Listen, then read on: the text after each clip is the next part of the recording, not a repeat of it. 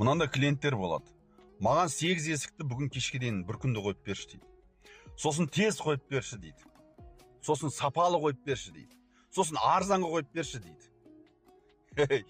Егер сен сапаны қаласаң, сапалы нәрсе ешқашан тез болмайды, және сапалы нәрсе ешқашан арзан болмайды. Егер саған сапа керек болса, онда ол ұстаны асықтырмау керек.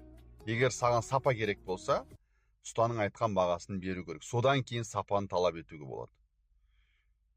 Маған сапалы болсын, арзан болсын, тез болсын десең, ешқашан сапа болмайды. Сапа керек па, ақшасын төле, сапа керек па, күт.